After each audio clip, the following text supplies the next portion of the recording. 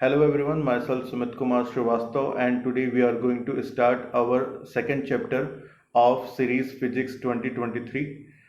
We have already covered the first chapter, which is Physics World, and we are moving to the second chapter, which is Units and Measurement, and we are going to cover the part A of this chapter. So let's start the topic. तो चलिए start करते हैं आज का chapter.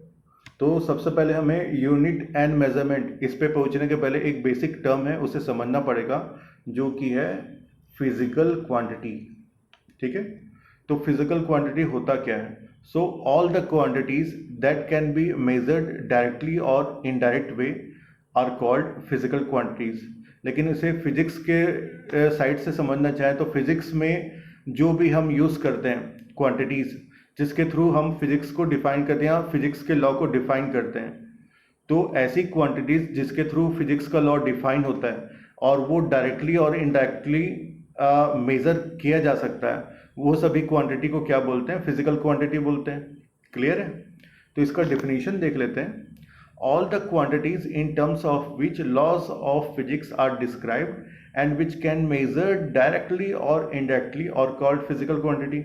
वही बात है, जो भी क्वांटिटीज हैं जिसके थ्रू लॉ ऑफ फिजिक्स को डिस्क्राइब किया जा सकता है और डायरेक्टली और इनडायरेक्टली वे में मेजर किया जा सकता है, तो उस सब क्वांटिटी को क्या बोलते हैं? हम फिजिकल क्वांटिटी बोलते हैं। क्लियर है? अब जो ये फिजिकल क्वांटिटीज होती हैं वो दो टाइप की होती हैं। सबसे पहला है फंडामेंटल क्वांटिटीज। फंडामेंटल क्वांटिटीज क्या होती है? Physical quantities which do not depends upon other physical quantities और कॉल्ड फंडामेंटल क्वांटिटीज।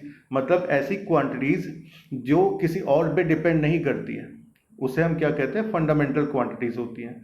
जैसे कि आपका यहाँ पर एग्जांपल है, मास हो गया, लेंथ हो गया, टाइम हो गया। ये जो है क्वांटिटीज किसी और पे डिपेंड नहीं करती हैं, इसलिए ये फंडामेंटल क्वांटिटीज हैं। सेकंड क्या है? Derived quantities. डिराइव्ड क्वांटिटीज क्या होती हैं? Physical quantities which depends upon fundamental quantities are called derived quantities. Clear है? या तो ऐसी क्वांटिटी जो किसी दो क्वांटिटी पे डिपेंड करती हो, वो क्या होता है? डिराइव्ड क्वांटिटी होता है। फॉर एग्जांपल यहाँ पर एक क्या है? फोर्स है। अब फोर्स का फॉर्मूला क्या पता है हमको? F is equal to m into a, mass into acceleration. तो यहाँ पर जो फोर्स है वो किससे बना है? मास से और एसेलरेशन के कॉम्बिनेशन से बना है।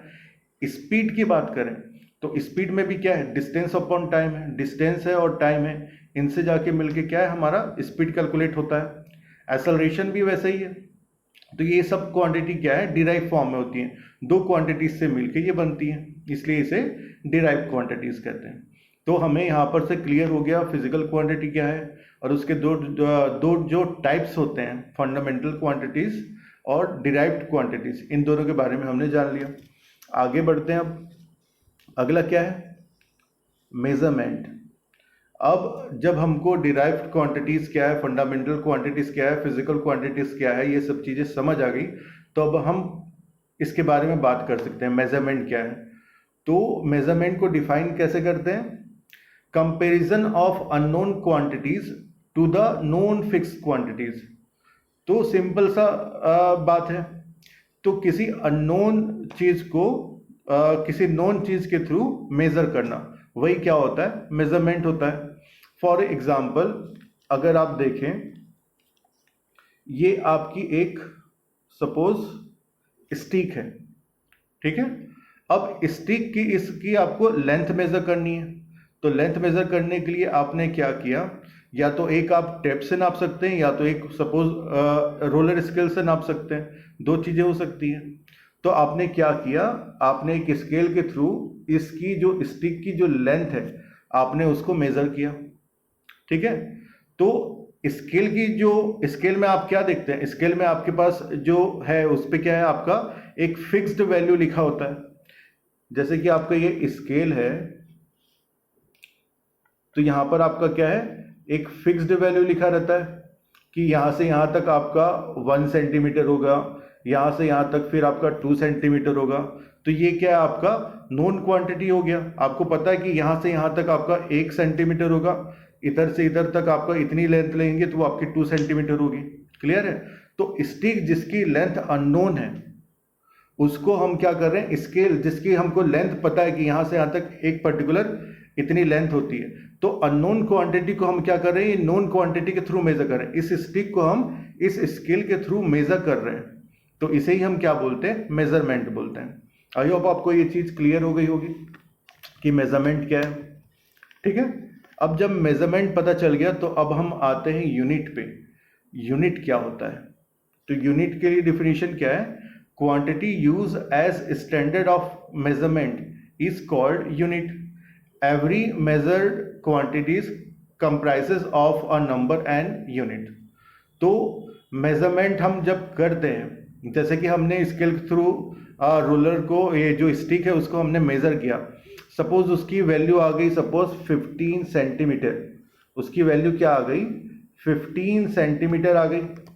तो 15 सेंटीमीटर में जो ये सेंटीमीटर है, सेंटीमीटर क्या है, यूनिट है, एक स्टैंडर्ड है।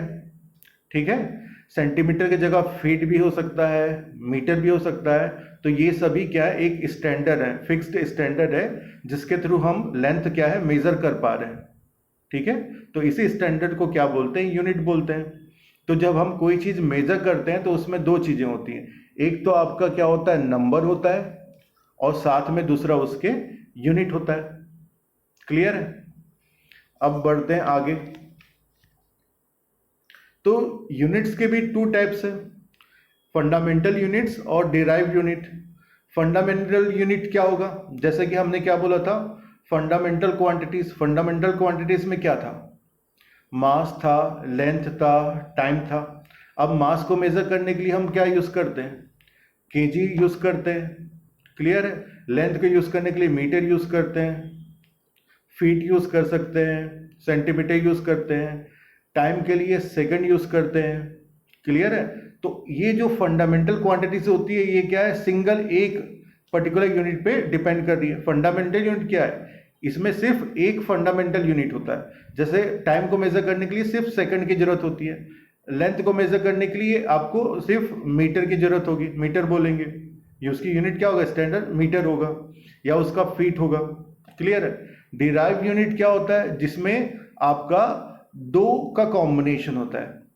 ठीक है, जैसे कि आपको स्पीड मेजर करना है तो उसके लिए क्या यूनिट होता है, मीटर पर सेकंड। ठीक है ना, तो ऐसा हो गया, ये डिफाइन हो गया फंडामेंटल क्वांटिटी, फंडामेंटल यूनिट और डिराइव यूनिट। आगे बढ़ते हैं, अगला क्या है, different types of system of units. तो देखिए ऑल ओवर वर्ल्ड में क्या है, डिफरेंट कंट्रीज हैं, और डिफरेंट कंट्रीज में डिफरेंट लैंग्वेजेस हैं, और उसके हिसाब से सब क्या है, उनके एक पर्टिकुलर स्टैंडर्ड है जिसके थ्रू सब चीजें वो मेजर करते हैं। तो एक सबसे पहला हमको क्या पता है, system of unit, FPS। F stand for foot, P stand for pound, and S stand for second. तो फुट क्या है, लेंथ के लिए मेजर करते हैं, लेंथ के लिए यूनिट है। जो P क्या है, P क्या है, पाउंड है, जो मास के लिए यूनिट है, और S क्या है, सेकंड है, जो टाइम के लिए यूनिट है। तो British engineering system of unit है ये सब। तो ये पर्टिकुलर कुछ देश जो है वो इस यूनिट सिस्टम को ही फॉलो करते हैं। क्लियर, फिर आपका आता है CGS। CGS में C stand for centimetre, G stand for kilogram, और S स्टैंड फॉर सेकंड। तो यहाँ पर भी क्या है, ये आपका किस किस चीज को रिप्रेजेंट कर रहे हैं, लेंथ को रिप्रेजेंट कर रहा है, मास को रिप्रेजेंट कर रहा है, और टाइम को रिप्रेजेंट कर रहे हैं, इस यूनिट को रिप्रेजेंट कर रहे हैं उनके। ठीक है, आगे बढ़ते हैं तो फिर आता है MKS। MKS में M है मीटर, K किलोग्राम, और S है सेकंड। अब इसके बाद सबसे इंपॉर्टेंट आता है SI। SI stand for international system. तो 1971 को कॉन्फ्रेंस हुआ, सभी देश ने मिलकर एक चीज डिसाइड किया कि ऑल ओवर एक स्टैंडर्ड होना चाहिए, ताकि सबके लिए ईज हो पाए, सबसे इजीली कम्युनिकेट हो सके। ठीक है, तो उन्होंने क्या किया, इसके हिसाब से एक ऑल ओवर कॉमन सबके लिए स्टैंडर्ड यूनिट डिसाइड कर लिया है, जो ऑल ओवर सब जगह मान्य होगा। तो इसके हिसाब से फंडामेंटल क्वांटिटीज 7 फंडामेंटल क्वांटिटीज होती हैं।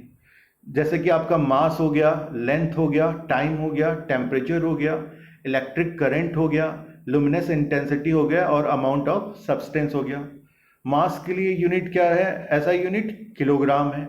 लेंथ के लिए मीटर है, टाइम के लिए सेकंड है, टेम्परेचर के लिए केल्विन है, इलेक्ट्रिक करंट के लिए एम्पियर है, लुमिनस इंटेंसिटी के लिए क्या है? कैंडेला है, और अमाउंट ऑफ सब्सटेंस के लिए मोल है। और नीचे इसके सिंबल्स भी दिए हुए हैं जो यूज होते हैं। ये तो हो गया क्या? 7 फंडामेंटल क्वांटिटीज। इस 7 फंडामेंटल क्वांटिटीज के अलावा क्या होती हैं? 2 सप्लीमेंट्री क्वांटिटीज भी होती हैं।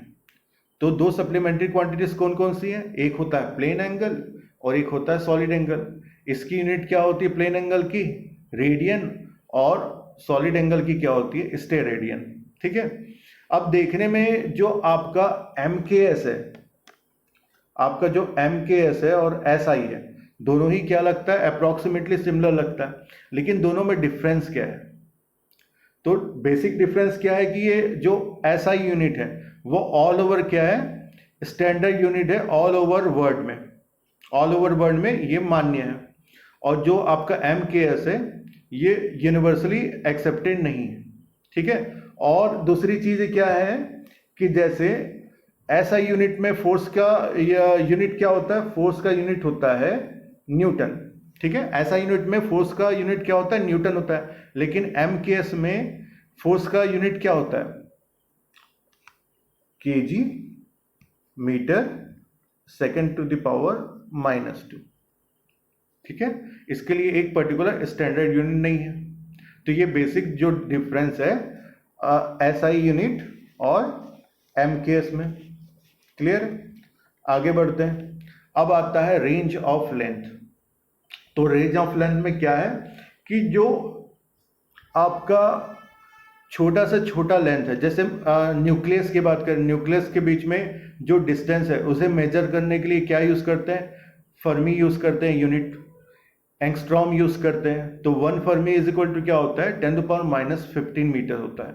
और 1 एंगस्ट्रॉम इज इक्वल टू होता है 10⁻10 मीटर। तो ये क्या हो गया? जो शॉर्टेस्ट रेंज की लेंथ होती है उसको मेजर करने के लिए यूज होता है। अब जो लार्जेस्ट है उसको मेजर करने के लिए क्या यूज होता है? Astronomical unit. सबसे पहला क्या है? Astronomical unit. एस्ट्रोनॉमिकल यूनिट क्या होता है? जो आपका डिस्टेंस है सन का अर्थ से, उसे ही क्या बोलते हैं? एस्ट्रोनॉमिकल यूनिट बोलते हैं। 1 astronomical unit is equal to 1.496 into 10⁻11 होता है। और 1 लाइट ईयर का मतलब क्या होता है? जो सन की लाइट को एक साल में जो जितना उसने ट्रेवल किया उसे क्या बोलते हैं? 1 लाइट ईयर बोलते हैं। और 1 light year is equal to होता है 9.46 इंटू 10⁻15 मीटर। और लाइट ईयर से भी एक बड़ी यूनिट होती है, वो है parsec. 1 parsec is equal to होता है 3.1 इंटू 10⁻16 मीटर। क्लियर है? अब आगे बढ़ते हैं। अगला जो टॉपिक है वो क्या है? Parallax method. तो पैरेलैक्स मेथड में क्या है? Parallax method is used to measure large distance such as distance between planet, stars etcetera. तो अर्थ से स्टार का जो डिस्टेंस है इसको मेजर करने के लिए भी पैरेलैक्स मेथड का यूज किया जाता है।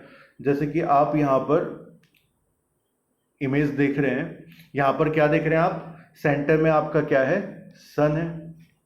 और क्या है? अर्थ उसके अराउंड क्या है? रिवॉल्व कर रहा है। और अर्थ से एक पर्टिकुलर डिस्टेंस पे आपका स्टार है। अर्थ से स्टार के आपको डिस्टेंस मेजर करना है। ठीक है। तो जो अर्थ की ये प्राइमरी और सेकेंडरी पोजीशन है, ये जो लेंथ होगा इस लेंथ को बोलते हैं क्या? बेस। और ये जो अर्थ है, जो स्टार से ये जो एंगल बना रहा है, ये एंगल थीटा, इस एंगल को बोलते हैं पैरेलैक्स एंगल। तो जब हमें ये डिस्टेंस निकालना होगा, ये डिस्टेंस d, तो इसके लिए फॉर्मूला क्या बनेगा? d is equal to b by theta. b यहाँ पर बेस है और थीटा आपका एंगल है।